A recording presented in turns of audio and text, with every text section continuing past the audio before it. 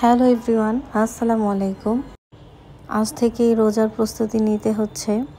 কাল থেকে রোজা, মনটা আনন্দে ভরে যাচ্ছে।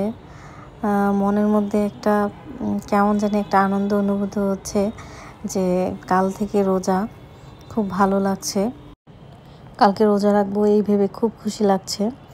যাই হোক, তো ঘরের সমস্ত কাজকর্ম সেরে এখন হাজব্যান্ডকে বলতেছিলাম যে চলো একটু বাইরে যাই, বাইরে গিয়ে একটু খেয়ে আসি। আমার কথা শুনে উনি খুবই রাগ হয়েছে। রাগ হওয়ার পরে যাই হোক একটা সময় মানতে বাধ্য হয়েছে। বলছি যে চলো আজকেই লাস্ট, আর তো যাবো না, ঈদের পরে যদি যাওয়া হয় আর কি। কারণ রোজার মধ্যে তো আর তেমন একটা বের হওয়া হবে না।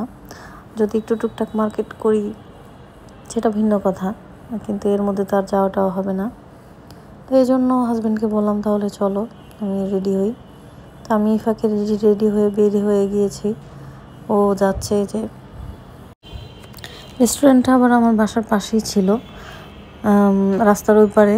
তো ওই পারে হওয়াতে আর কি চট করে যে খাওয়া হয়েছে আর কি। তো তাড়াতাড়ি যেতে পারছি। তো এখন ভিতরে ঢুকতেছি।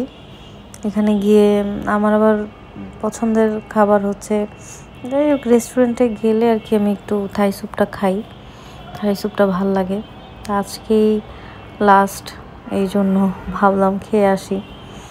আসলে প্রায় সময় যাওয়া হয় রেস্টুরেন্টে, যে খাওয়া হয়। তো এর ভিতরেই ওর আব্বুকে বলতেছিলাম তাহলে চলো যাই। এখন গিয়ে আমরা অর্ডার দিছি হচ্ছে গিয়ে থাই স্যুপ, অন্থন আর নুডলস, এইগুলাই আর কি অর্ডার দিছি। বাবুকে নিয়ে গিয়েছি একসাথে, ভালোই লাগছে। আজকে নামাজের সময় আর কি তেমন একটা ভিড় ছিল না, কোনো মানুষজনও ছিল না। তো এই সময় গিয়ে খেয়ে এসেছি। যাই হোক, এসে এখন নামাজের প্রস্তুতি নিচ্ছি। নামাজ পড়বো, আল্লাহকে ডাকবো। সন্ধ্যাবেলা চলে গিয়েছি।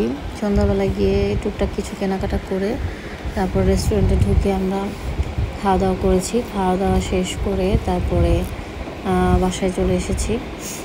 বাসায় এসে হাজব্যান্ডকে বললাম তুমি তাহলে নামাজে যাও, আজকে প্রথম তারাবি। তারপরে ও চলে গেল নামাজে।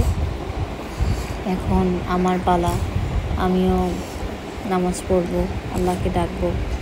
যাই হোক, কালকে রমজান, এই রমজানের জন্য নিজের মনটা খুব ভাল লাগছে, মানে খুব খুশি লাগছে আর কি।